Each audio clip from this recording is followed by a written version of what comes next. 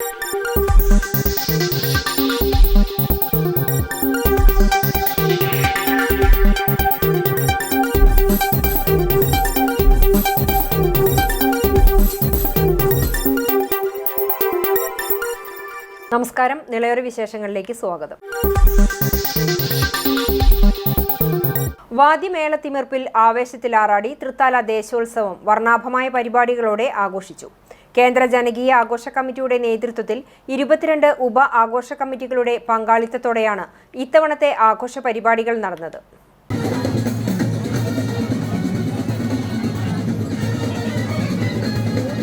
കാലത്ത് 10-ന് തൃത്താല സെന്ററിൽ നടന്ന ഗജസംഗമത്തോടെ ആഘോഷ പരിപാടികൾക്ക് തുടക്കമായി.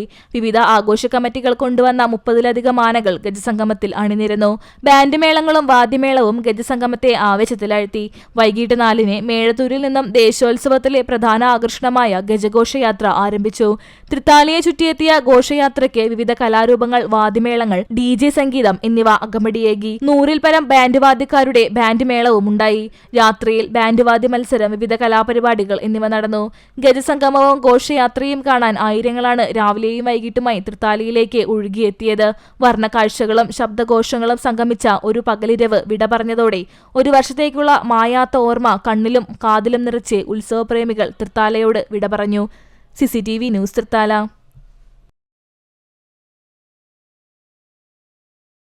കൊപ്പം ദേശോത്സവം വിവിധ പരിപാടികളോടെ ആഘോഷിച്ചു. മുഹമ്മദ് മൂസിൻ MLA കൊടിയേറ്റം നിർവഹിച്ചു.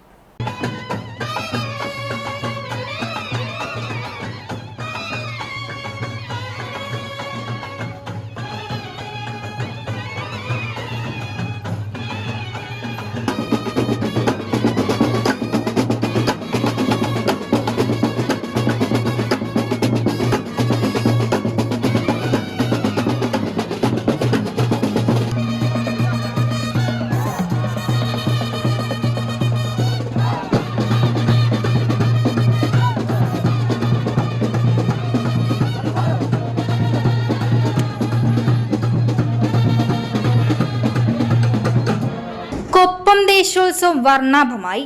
രാവിലെ മുളിയങ്കാവ് റോഡിൽ കൊടിയേറ്റം നടന്നു. ഉപാഘോഷ കമ്മിറ്റികളുടെ നേതൃത്വത്തിലുള്ള ആഘോഷ സംഗമത്തിന് ശേഷമായിരുന്നു കൊടിയേറ്റം നടന്നത്. മുഹമ്മദ് മൂസിൻ MLA കൊടിയേറ്റം നിർവഹിച്ചു. കൊപ്പം ഗ്രാമപഞ്ചായത്ത് പ്രസിഡന്റ് ഉണ്ണികൃഷ്ണൻ, കേന്ദ്ര നേതാക്കന്മാർ, ഭാരവാഹികൾ, ജനപ്രതിനിധികൾ, പ്രമുഖർ തുടങ്ങിയവർ സന്നിഹിതരായിരുന്നു. 10-ലേറെ ഗജവീരന്മാർ മുളിയങ്കാവ് റോഡിൽ അണിനിരന്നു. കേന്ദ്രാഘോഷ കമ്മിറ്റിയുടെയും 23 ഉപാഘോഷ കമ്മിറ്റികളുടെയും നേതൃത്വത്തിലാണ് ആഘോഷ പരിപാടികൾ. 40-ൽ പരം ആനകൾ ആഘോഷത്തിൽ അണിനിരക്കും. വൈകുന്നേരം നഗരപ്രദക്ഷിണ ഘോഷയാത്രയും നടന്നു. പെരുമണ്ണൂരിലെ SRV LP സ്കൂളും EPN നമ്പീശൻ മാസ്റ്റർ സ്മാരക ചൈതന്യ വായനശാലയും ചേർന്ന് സ്കൂളിലെ മുൻ പ്രധാന അധ്യാപകനും സാമൂഹ്യ പരിഷ്കർത്താവുമായിരുന്ന നമ്പീശൻ മാസ്റ്ററുടെ ജന്മശതാബ്ദിയോടനുബന്ധിച്ചുള്ള അനുസ്മരണവും സ്കൂളിന്റെ 92ാമത് വാർഷികവും വ്യാഴാഴ്ച ആഘോഷിക്കുമെന്ന് ഭാരവാഹികൾ കൂറ്റനാട് വാർത്താസമ്മേളനത്തിൽ അറിയിച്ചു.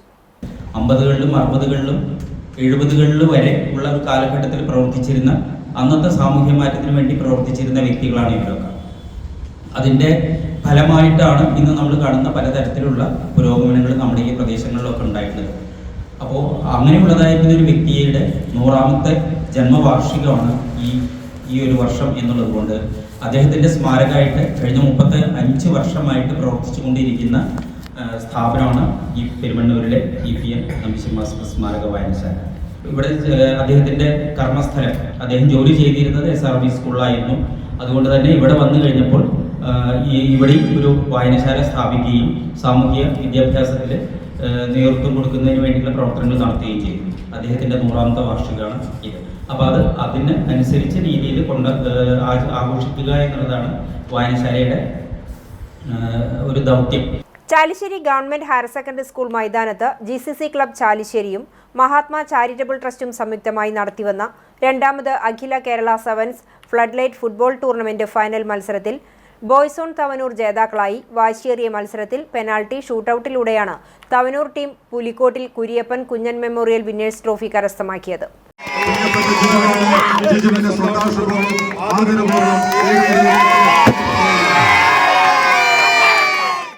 വിന്നേഴ്സ് ടീമിനുള്ള ട്രോഫിയും ഫൈനലിൽ ആദ്യവും അവസാനവും ഗോളടിച്ച കളിക്കാരനുള്ള ക്യാഷ് പ്രൈസും PK Jiju Ernakulam winners cash prize GCC UAE ഭാരവാഹികളും സമ്മാനിച്ചു. റണ്ണേഴ്സ് ട്രോഫിയും ക്യാഷ് പ്രൈസും ഷാജഹാൻ നാലകത്ത്, ബേക്കിംഗ്, ഷെഫീർ എന്നിവർ സമ്മാനിച്ചു. ഗവൺമെന്റ് ഹയർ സെക്കൻഡറി സ്കൂളിലെ ജില്ലാ സംസ്ഥാന തലത്തിൽ കായികമേളയിൽ മികച്ച വിജയം നേടിയ വിദ്യാർത്ഥികളെയും ടൂർണമെന്റിലെ മികച്ച കളിക്കാരെയും ബോൾ ബോയ്സ് അംഗങ്ങളെയും ഹൈദർബാവ മദപ്പുള്ളി, വിജി കൊള്ളന്നൂർ, നാസർ പാറമേൽ, CM സജീവൻ, സജീഷ്, സലിം എന്നിവർ ചേർന്ന് ആദരിച്ചു. ഫൈനലിൽ മുൻ MLA TP Kunjunni, Pattithara panchayat president P ബാലൻ, PK ജിജു എറണാകുളം, ബേക്കിംഗ് ഷമീർ, വിനോദ് വട്ടേക്കാട് എന്നിവരും GCC മഹാത്മാ ഭാരവാഹികൾ എന്നിവർ വിശിഷ്ടാതിഥികളായി ടീമംഗങ്ങളെ പരിചയപ്പെട്ടു.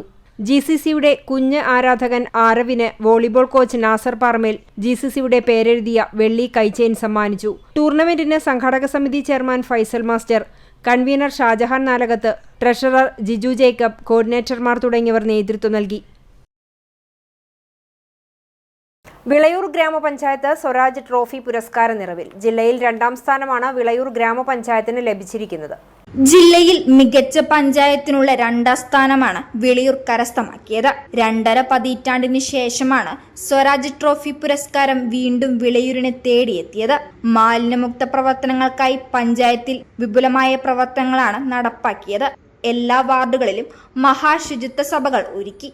ഇതിന്റെ തുടർ പ്രവർത്തനങ്ങളും നടന്നുവരികയാണ്. എല്ലാ പ്രധാന കവലകളിലും വ്യാപാരികളുടെ സഹായത്തോടെ പ്ലാസ്റ്റിക് മാലിന്യ ബിന്നുകൾ സ്ഥാപിച്ചു. ആരോഗ്യം, ശുചിത്വം, രോഗപ്രതിരോധം, വ്യായാമം എന്നിവയെല്ലാം ഉൾച്ചേർന്നുള്ള പദ്ധതികളാണ് പഞ്ചായത്തിൽ നടപ്പാക്കിയത്.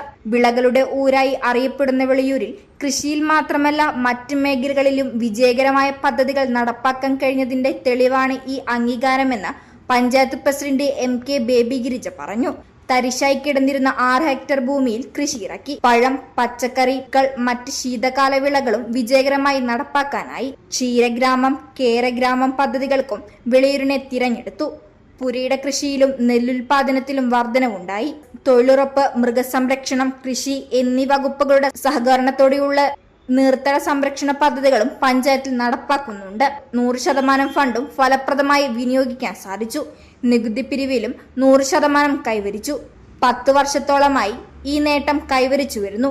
500-ലേറെ കുടുംബങ്ങൾക്ക് ലൈഫ് പദ്ധതിയിൽ വീടൊരുക്കി. അങ്കണവാടികൾ സ്മാർട്ടാക്കി വരുന്നു. ഭിന്നശേഷി അങ്കണവാടി സംസ്ഥാനത്ത് തന്നെ ആദ്യമായി തുടങ്ങാൻ കഴിഞ്ഞു. അങ്കണവാടികളിൽ ഏകീകൃത യൂണിഫോം നടപ്പാക്കി. പാലിയേറ്റീവ് രംഗത്തും ശ്രദ്ധേയമായ പ്രവർത്തനങ്ങൾ നടപ്പാക്കാൻ കഴിഞ്ഞതായും പ്രസിഡന്റ് അറിയിച്ചു. പഞ്ചായത്ത് അംഗങ്ങളുടെയും ജീവനക്കാരുടെയും കൂട്ടായ പരിശ്രമമാണ് പുരസ്കാരത്തിന് പിന്നിലെന്ന് പ്രസിഡന്റ് സൂചിപ്പിച്ചു. തൃത്താല ഫെസ്റ്റ് സമാപിച്ചതോടെ തൃത്താല സെന്ററിൽ കേന്ദ്ര ആഘോഷ കമ്മിറ്റിയുടെ നേതൃത്വത്തിൽ ശുചീകരണം നടത്തി. തൃത്താല സർക്കാർ ആശുപത്രി പരിസരം മുതൽ തൃത്താല സെന്റർ വരെയാണ് ശുചീകരണ ജോലികൾ നടന്നത്. കേന്ദ്രാഘോഷ committee president Muhammad Koppath, president KP Srinivasan എന്നിവർ ശുചീകരണ ജോലിക്ക് നേതൃത്വം നൽകി.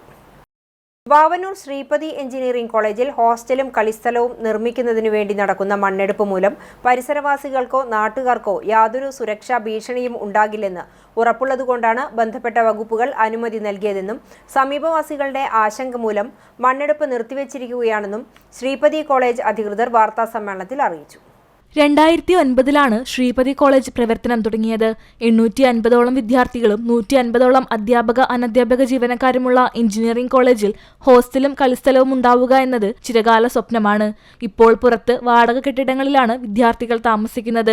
ലീസിനെടുത്ത സ്ഥലമാണ് കളിസ്ഥലമായി ഉപയോഗിക്കുന്നത്. സ്വന്തമായി കളിസ്ഥലവും ഹോസ്റ്റലും പണിയുന്നതിന് വേണ്ടിയാണ് ദേശീയപാതയുടെ നിർമ്മാണത്തിന് മണ്ണ് നീക്കാൻ കരാർ നൽകിയത്.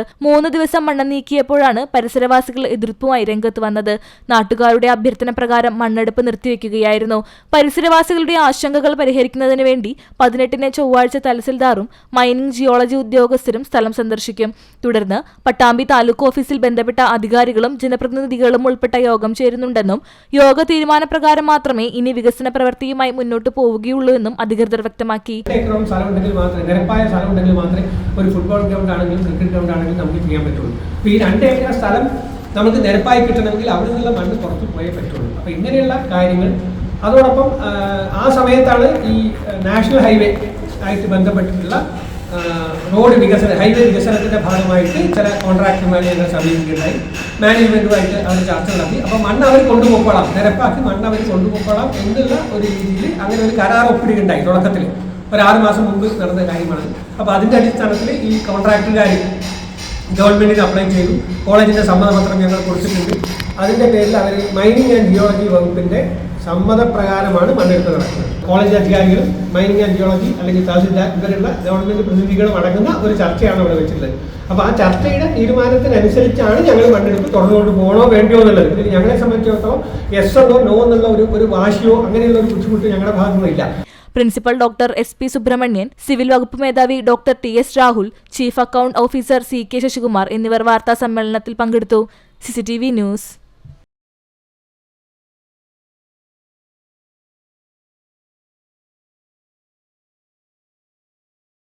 പട്ടാമ്പി സ്വദേശിയെ എടപ്പാളിൽ ലോഡ്ജ് മുറിയിൽ മരിച്ച നിലയിൽ കണ്ടെത്തി. പൊന്നാനിയിൽ താമസിക്കുന്ന പട്ടാമ്പി മുതുതല സ്വദേശി 45 വയസ്സുള്ള കോടലിൽ സൈനുൽ ആബിദിനെയാണ് എടപ്പാൾ പട്ടാമ്പി റോഡിലെ KK ലോഡ്ജിൽ മരിച്ച നിലയിൽ കണ്ടെത്തിയത്.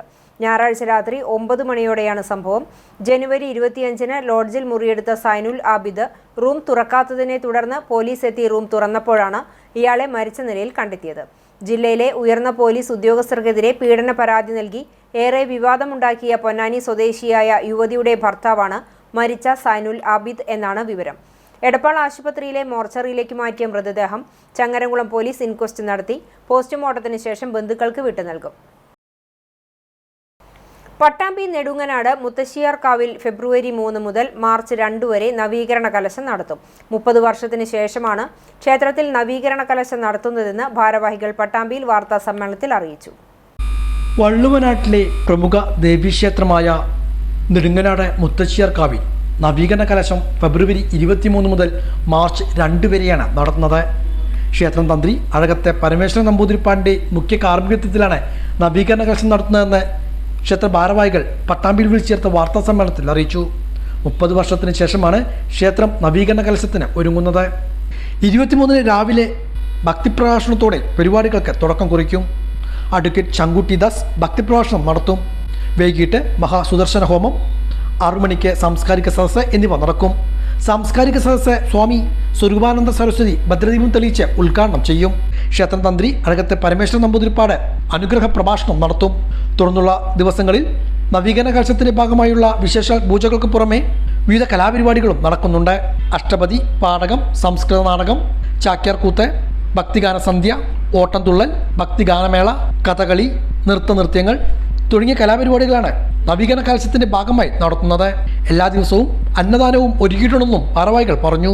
ഈ വരുന്ന 23-ാം തീയതി ആരംഭിച്ച് മാർച്ച് 2 വരെ, മാർച്ച് 2 കൂടിയിട്ട് അത് പരിസമാപിക്കും.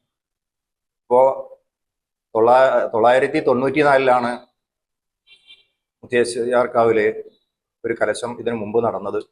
30 വർഷത്തിന് ശേഷം നടക്കുന്ന ഈ നവീകരണ കലശത്തിന് അതിവിപുലമായ രീതിയിലുള്ള ഒരുക്കങ്ങളാണ് സംരക്ഷണ സമിതിയും അതുപോലെ നവീകരണ കലശ കമ്മിറ്റിയും കൂടിയിട്ട് തയ്യാറാക്കിക്കൊണ്ടിരിക്കുന്നത്. 23-ാം തീയതി വൈകുന്നേരം മഹാസുദർശന ഹോമത്തോടു കൂടി ആരംഭിച്ച് അന്ന് തന്നെ സാംസ്കാരിക സദസ്സ് ഉണ്ടായിരിക്കുന്നതാണ്. പാലക്കാട് ശിവാനന്ദാശ്രമത്തിലെ സ്വരൂപാനന്ദ സരസ്വതി സ്വാമികൾ ഭദ്രദീപം കൊളുത്തിക്കൊണ്ട് അതിൻ്റെ ഉദ്ഘാടനം നിർവഹിക്കും. തുടർന്ന് 8 ദിവസങ്ങളിൽ ക്ഷേത്രത്തിൽ എത്തിച്ചേരുന്ന ഭക്തജനങ്ങൾക്ക് അതിവിപുലമായ സൗകര്യങ്ങൾ അവിടെ തയ്യാർ ചെയ്യുന്നുണ്ട്. എത്തുന്ന എല്ലാ ഭക്തജനങ്ങൾക്കും 3 നേരവും ഭക്ഷണം നൽകുന്നതിനുള്ള സംവിധാനം. നവീകരണ കലശത്തിന്റെ ഭാഗമായി 28-ന് വെള്ളിയാഴ്ച രാവിലെ 9 മണിക്ക് തെക്കേമഠം മൂപ്പിൽ സ്വാമിയാർ വാസുദേവാനന്ദ ബ്രഹ്മാനന്ദഭൂതി അവർക്ക് ഭിക്ഷയും വെച്ച് നമസ്കാരവും നൽകുന്നുണ്ട്. മാർച്ച് 2-ന് ബ്രഹ്മകലശാഭിഷേകത്തോടുകൂടി നവീകരണ കലശം സമാപിക്കുമെന്നും ഇവർ അറിയിച്ചു. 5 ദേശങ്ങൾ അടങ്ങുന്ന ഈ തട്ടകം കാക്കുന്ന ക്ഷേത്രത്തിലെ ആ തമ്പുരാട്ടിക്ക് ഈ ചൈതന്യമൊക്കെ വരുന്നത് ഇത്തരത്തിലുള്ള നവീകരണ കലശങ്ങളും പിന്നെ ആചാരപരമായിട്ടുള്ള താന്ത്രിക ചടങ്ങുകളൊക്കെ അതിലുപരി ഭക്തജനങ്ങളുടെ അതിയായ പ്രാർത്ഥനയെ കൂടിയാണ് ഇത്തരത്തിലുള്ള ചൈതന്യം ക്ഷേത്രത്തിൽ ഏറി വരുന്നത്. അതുകൊണ്ടാണ് വളരെ വിപുലമായിട്ടുള്ള ഒരുക്കങ്ങളാണ് ഇത് സൂചിപ്പിക്കാൻ കാരണം. ഈ വരുന്ന 23-ാം തീയതി വൈകുന്നേരം നടക്കുന്ന സാംസ്കാരിക സമ്മേളനത്തിൽ നേരത്തെ സൂചിപ്പിച്ചു, ശിവാനന്ദാശ്രമത്തിലെ സ്വാമിജി ഭദ്രദീപം തെളിയിച്ച് ഉദ്ഘാടനം നടത്തുന്ന ഈ ചടങ്ങുകൾക്ക് 2-ാം തീയതി ഉച്ചയോടുകൂടി സമാപ്തി കുറിക്കുകയാണ്. വാർത്താ സമ്മേളനത്തിൽ ക്ഷേത്ര സംരക്ഷണ സമിതി president VV Raveendran, secretary Ramesh Babu, Devaswom secretary P Gopalakrishnan, joint secretary NK Peethambaran, നവീകരണ കലശ committee president UP Ranjith Kumar, secretary E Krishnakumar, Murali Perumidiyoor തുടങ്ങിയവർ ഇതേക്കുറിച്ച് വിശദീകരിച്ചു. ഞാങ്ങാട്ടിരി മുക്കാരത്തിക്കാവ് ഭഗവതി ക്ഷേത്രത്തിലെ കൂത്ത് താലപ്പൊലി ആഘോഷിച്ചു. രാവിലെ കൊണ്ടയൂർ കണ്ണന്റെ നേതൃത്വത്തിൽ 30ഓളം വാദ്യ കലാകാരന്മാർ അണിനിരന്ന പഞ്ചാരിമേളം നടന്നു. ഉച്ചയ്ക്ക് ദേവസ്വം പൂരം കാവുകയറി. തിറ, പൂതൻ തുടങ്ങിയ നാടൻ കലകളോടും മേളത്തോടും കൂടിയായിരുന്നു എഴുന്നള്ളിപ്പ്. പഞ്ചവാദ്യത്തോടെയുള്ള എഴുന്നള്ളിപ്പ്, ശിങ്കാരിമേളം, ഇണക്കാളകൾ, തിറയാട്ടം, മേളം, തകിൽ, നാദസ്വരം, തിറ, പൂതൻ, കാളിവരവുകൾ എന്നിവ ഉത്സവപ്പറമ്പിൽ വർണ്ണവിസ്മയ കാഴ്ചകൾ ഒരുക്കി. വൈകിട്ട് ഇരട്ട തായമ്പകയും രാത്രി നാടകവും പൂരത്തിന്റെ തലേന്ന് യുവരശ്മി നഗർ ഒരുക്കിയ ഗാനമേളയും അരങ്ങേറി. പുലർച്ചെ മേളത്തോടുകൂടിയ താലം കൊളുത്തലും പൂരം വരവും ഉണ്ടായി. തുടർന്ന് നടന്ന പാവക്കൂത്തോടെ പൂരത്തിന് സമാപനമായി.